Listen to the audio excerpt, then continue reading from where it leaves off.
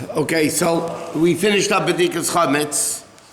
So now, this year again, because it's a day earlier, everything, because Shabbos is Erev Pesach, so B'dikas Chametz is next Thursday, not this Thursday night, next Thursday night. After you finish B'dikas Chametz, you put away all the Chametz that you're planning to eat the next day or on Shabbos or whatever. Now, Friday morning, oh, by the way, another interesting thing this year is the fast of the firstborn is usually Erev Pesach. So then, Erev Pesach obviously is Shabbos, we can't fast. So technically the fast should be on Friday. Like it's the day after B'dikas Chametz always. But you don't make a fast on Friday, and because it's pushed up anyway, so you push up the fast day of the firstborns to Thursday. So it's a unique situation. You do first the siyum of the B'chor, the fast of the B'chor, and then you go home and do B'dikas Chametz. Which, by the way, in case of B'chor fasts, normally you're not supposed to eat before B'dikas Chametz. But if a B'chor is fasting, they don't hear a siyum, whatever, and they're fasting, so then they're allowed to take a little snack before B'dikas Chametz, because you need koach, you need strength to do B'dikas Chametz.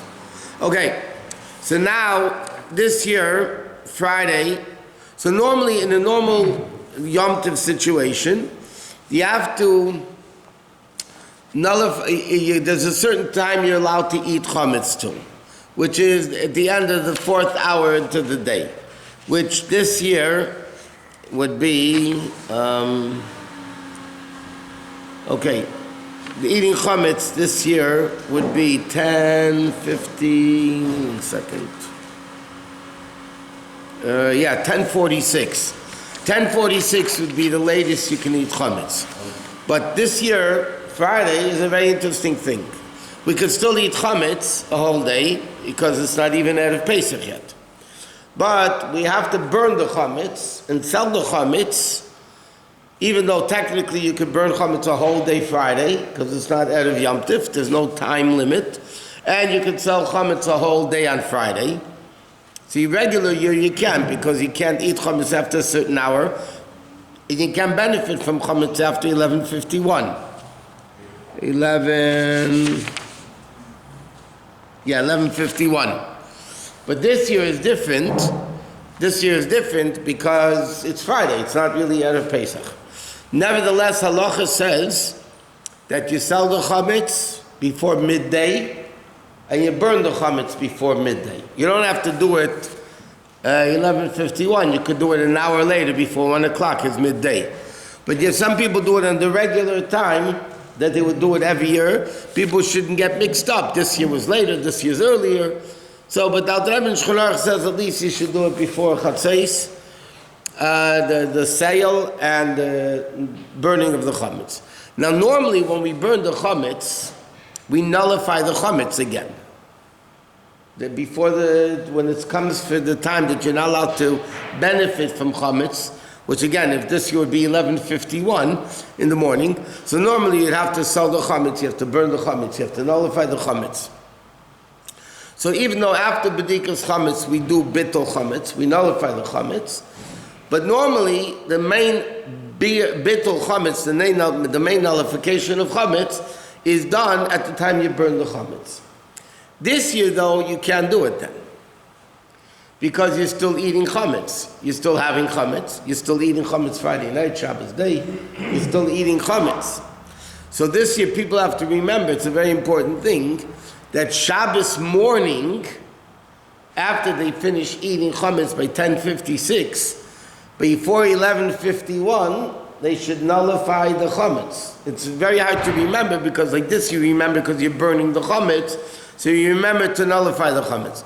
But you have to remember that the Shabbos morning before 11:51 LA time, you have to nullify the chametz. It's the most important nullification of the chametz is the Shabbos morning. What's the act of nullifying chametz? The act of nullifying the chametz is what we say called chamir v'chamiyah.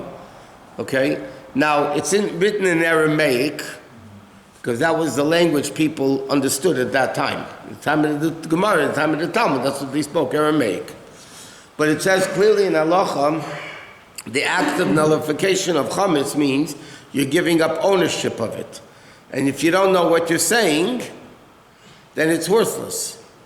So a person, if they don't know Aramaic or they don't know what it means, should say it in any language they understand, because otherwise they're still owning chametz, even though they sold all the chametz, but still there's a concept of nullification of the chametz. Shabbos morning we daven early, you have to get home to be able to finish chametz by 10:56.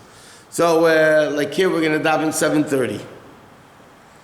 I remember one year, many years ago, it was before they changed the clock, so Shabbos morning we daven 6:30. Because you have to finish chametz an hour earlier. But this year, 7:30, you're done by 9:30, and you have until 10:56 to eat to finish chametz. We'll discuss exactly tonight on the Zoom class. We're going to discuss more about it, but we'll discuss all the details in the next while. All the details. So you have to what? Should a person do a siyum on their Shabbat so they don't need a fast? No, they do it on Thursday. The fast officially is Thursday.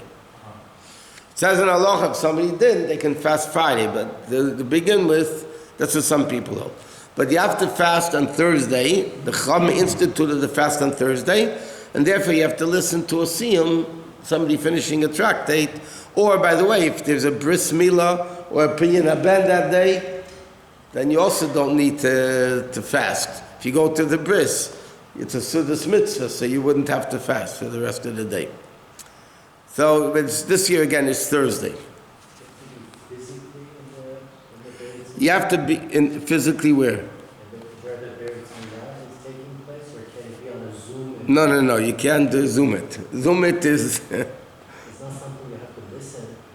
Siyum, it says also, you shouldn't listen on a Zoom, on a telephone. You need to hear the actual siyum and partake of the food at the siyum. In other words, it's not enough for a firstborn just to hear the siyum. He has to partake of the food at the siyum. Because that's, that's what's allowing him to break his fast. Okay, but you have to make sure to put away all the chametz, that you're planning to eat for on Friday or on Shabbos. It's not generally a good idea to eat chametz on Friday after you burnt the chametz and after you did bedikas chametz. It's not a smart thing. What? So I'm saying, so you eat challah, but eat challah will learn and discuss how to do it in a way that you don't get crumbs all over the place. You're going to give a little kid Friday afternoon some chametz crackers to eat. You'll have to do bedikas chametz all over the house again. So you give him Pesach cookies or Pesach food, even if it's something that say a person won't eat themselves on Pesach, but it's not chametz, that's for sure. So they can give it out of Pesach. They can give it to the kids. That even if they make a mess, at least they're not. You don't have to redo bedikas chametz and burn chametz and go crazy again. Okay. You have to check. By the way, this is not a known din b'chlal. It's usually not too much of an issue. But in halacha it says sometimes a matzah is bent over. If you ever notice a matzah, sometimes a matzah gets bent over. Let me use this one. Folded over. Even a little bit at the end, the matzah could be like this, folded over. Okay? A matzah which is folded over, it happens by the hand shmor matzah. You don't find it by the machine matzah because it's all machine. But a matzah that's folded over is a problem. In fact, it says you have to break it off. You can't eat that piece. Not the whole matzah is chametz, but that piece is not allowed to be eaten. Why? Because when the matzah is folded over, we're afraid the area between the matzah and the fold was not baked properly. If it wasn't baked properly, it could be chametz. So before Pesach, it says in halacha, people do this, by the way, that you go through the matzahs that you're going to be using, and you make sure that there's no folds of the matzah, because if there is, you have to actually break off that piece of matzah, and then you throw it out, and now you don't have a complete matzah. By the way, there's another interesting thing that halacha says some people do it. What happens if your matzah is a little chipped? So is it still a complete matzah or not? It's a little chipped. So that opinion in Shulchan Aruch, let's say if it's 149th, less than 149th is still good. Some people disagree with that, but what some people do is a very interesting thing. They'll take a match or a candle, and where it's chipped, they'll singe that piece. So now it has a new brown edge. No, it doesn't halachah. So you singe it, so now it becomes brown, so now it becomes a complete matzah. And a candle, you probably... No, again, a match. The candle, the wax is no problem. Wax is not chametz. Paraffin is not chametz. Not like Chametz, but it's like... I mean, halachically is fine. Some people will take a match. You can torch it now, small torches that you use cigars, and you lit cigars with, so it doesn't really You could do that, you could do whatever. I'm just saying that if you don't have many years, the matzahs don't come complete. So you could just take a little thing and singe it. By the way, the definition of a whole matzah, what happens if a matzah is cracked in the middle? What is considered whole or not? So halacha says if you pick it up by one end and it doesn't fall down, doesn't break, it's still whole. But if you can pick it up and it's going to break, that means it's not whole. So, in fact, many times people have a cracked matzah, they'll use it on the Seder plate for the middle matzah, because the middle matzah you break anyway. So, big deal. So it's half broken, you just finish breaking it. Where is it coming from that it shouldn't be cracked? It shouldn't be, It should be whole piece, perfect whole piece. Where is it because that's the halacha. When you make lechem mishnah, when you have two chalas and Shabbos, right? Mm-hmm. So they have to be complete. Right. Whole. Yeah, what happens if you don't have, whatever there isn't? So then you take two pieces. In fact, there's a story, somebody once came to the previous Rebbe's Fabrengen, and the previous Rebbe, he came walk from Brownsville, I don't know where he walked from, far away. And the previous Rebbe asked him, did you make Kiddush yet? So he said, no. So he gave him his cup and he told him to make Kiddush. Then he said, so now you need lechem mishnah. But there were no complete chalas left. It was all cut up, cut. So the Frierdiker Rebbe, this is the way the story goes. Huh? The Shabbos can do that. So the Frierdiker Rebbe took two pieces, put it, and in Yiddish he said, in Yiddish it's very profound. There's nothing as complete as a broken one. I mean, a broken-hearted person. There's nothing as complete. In Yiddish, it means there's nothing as complete as a broken heart. Yeah. So he said here, but in Shulchan Aruch it says if there's no whole matzah, or chalas or matzahs, that's what you do. But you should try to, get them. Sometimes this is much more rare, by the way, that a matzah blows up. But there's a shear to that. It's very rare today that a matzah should be blown up in a shear. That would be actually a problem. By the way, when a person finishes eating chametz on Shabbos, you have to rinse your mouth. Make sure that there's no chametz left in your mouth, because once the time of eating comes, you can't have chametz in your mouth either. Some people even will take a dry toothbrush, you can't use toothpaste, a dry toothbrush, and just brush the teeth if the gums don't bleed. Other people will take, even better, but it depends if your gums bleed or not. They'll take a piece of dental floss. You can't cut dental floss on Shabbos, because you can't cut anything to size.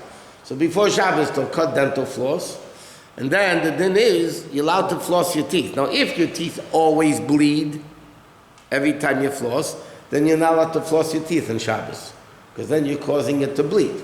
But if your teeth sometimes bleed, sometimes don't bleed, so then it's just called an halacha. It's not a psikration, it's not inevitable to happen, so you'd be allowed to floss your teeth. So some people want to make sure there's no chametz left in their mouth. They'll brush and floss, but you can't use toothpaste or anything like that.